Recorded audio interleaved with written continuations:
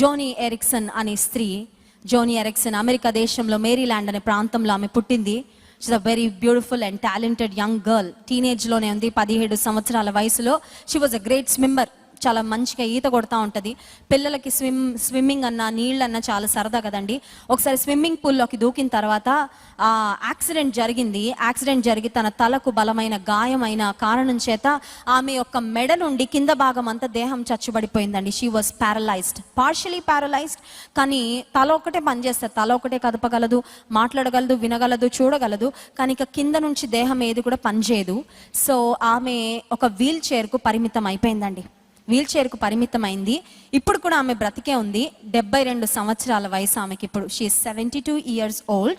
ఆమె జీవితంలో 55 years wheel చైర్లో బ్రతికిందండి. Can you imagine living for 55 years in a wheelchair? Wheel చైర్లో బ్రతకడం, చేతులు కాళ్ళు పని చేయకుండా అంటే అర్థమేంటో తెలుసా? ఆమె తల కూడా ఆమె దూకోవడానికి లేదు, ఆమె వస్త్రాలు కూడా ఆమె వేసుకోలేదు, చేతులు పనిచేయవు, కాళ్ళు పనిచేయవు. ఇంకో మాటలు చెప్పాలంటే ఎవరో ఒకరి మీద ఆధారపడుతూ బ్రతకాలి. ఎంత కష్టమో. మనకి ఏదైనా చిన్న ఫ్రాక్చర్ అయ్యి బెడ్ రెస్ట్ అంటేనే మనకి ఎంత ఇబ్బంది అయిపోద్ది కదండి. అమ్మ అటు కదలడానికి లేదు, ఇటు కదలడానికి లేదు. స్వేచ్ఛ యొక్క ప్రాముఖ్యత, విలువ అప్పుడే అర్థమైపోద్ది మనకి. ఆమె 55 సంవత్సరాలు తన జీవితంలో వీల్ చైర్కు పరిమితం అయిపోతే ఆమె నిన్నటి రోజున ఒక వీడియో పెట్టిందండి. ఆ వీడియో చూసి ఐ వాజ్ టోటలీ అమేజ్డ్. నా కళ్ళు తెరుచుకున్నాయి. ఆమె పెట్టిన వీడియో ఏంటో తెలుసా?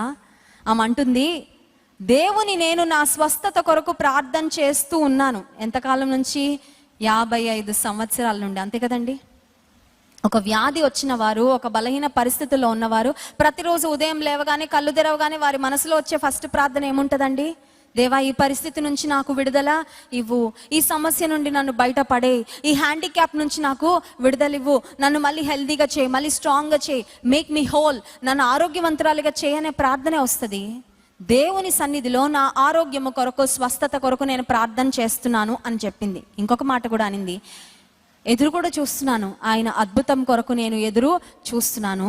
అయితే దేవుని సన్నిధిలో నేను ఒకటి అడుగుతున్నాను. అదేంటంటే, దేవా నన్ను స్వస్థపరిచి ఈ నొప్పి నుండి, బాధ నుండి, ఇబ్బంది నుండి నన్ను బయట పడేసి ఈ వీల్ చైర్ లేకుండా అందరిలాగా చక్కగా తిరగగలిగే స్థితిలో నన్ను పెట్టడం నీ ఉద్దేశం అయితే అలా చేయి ప్రభువా.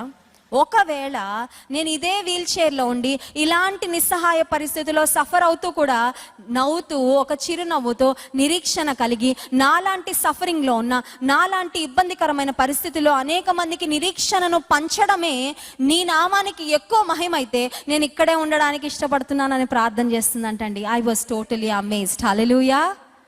ఆమంటుంది, నేను స్వస్థత పొందడం ద్వారా కంటే నేను ఈ స్థితిలో ఉండే దేవునికి ఎక్కువ మహిమను తీసుకొస్తానంటే నాకు అదే కావాలంటుంది. చాలాసార్లు మనం ఏమంటామండి? Lord, my happiness is more important to me than your glory అంటాం. అవునా కదా? నా ఆనందం నాకు ముఖ్యమయ్యా, నీకు మహిమ రావడం తర్వాత నువ్వు ఇంకేదోలా మహిమను పొందుకోలే కదండి. కానీ దేవుని వాక్యం సెలవిస్తుంది, నా మహిమ కొరకు నేను సృజించిన నా జనులు, my people whom I have created for my glory.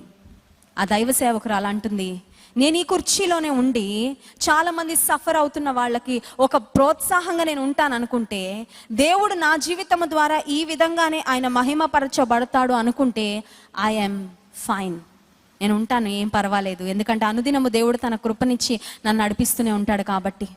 ఆమె ఎప్పుడైతే ఈ హ్యాండిక్యాప్ అయిపోయిందో, ఫిజికలీ ఛాలెంజ్డ్ అయిపోయిందో, జోనీ అండ్ ఫ్రెండ్స్ అనే ఒక ఆర్గనైజేషన్ స్థాపించి చేతులు కాళ్ళు లేకుండా పుట్టిన వారు, చేతులు కాళ్ళు ఆయా రకాలైన యాక్సిడెంట్స్లో కోల్పోయిన వారు, అలాంటి అనేక మందికి ఆమె సహాయం చేస్తూ క్రీస్తు సువార్తను ప్రకటిస్తుంది. She has authored many books. చాలా పుస్తకాలు ఆమె రాసింది. ఆమె యొక్క ఆర్టికల్స్ చాలా ఫేమస్ న్యూస్ పేపర్స్లో ప్రచురితమయ్యాయి. ఆమె ఒక మోటివేషనల్ స్పీకర్గా ఉంది.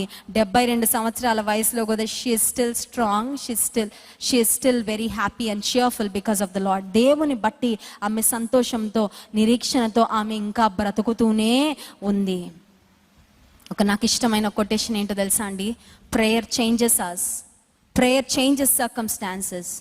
By all means, sometimes if the circumstances doesn't change, God changes us. ప్రార్థన ద్వారా పరిస్థితులు మారుతాయి ఖచ్చితంగా. కొన్నిసార్లు పరిస్థితులు మారకపోతే దేవుడు మనల్ని మారుస్తాడంటండి. హల్లెలూయా. మనం కోరుకోవాల్సింది ఒకటే, దేవా నీ చిత్తము, నీ ఉద్దేశానికి కంప్లీట్గా నేను సరెండర్ అయ్యి, తల ఒగ్గి, నేను విధేయత చూపించి నీ మహిమ కొరకు ఏ స్థితిలో అయినా నేను జీవించే కృప నాకు దయచేయమని.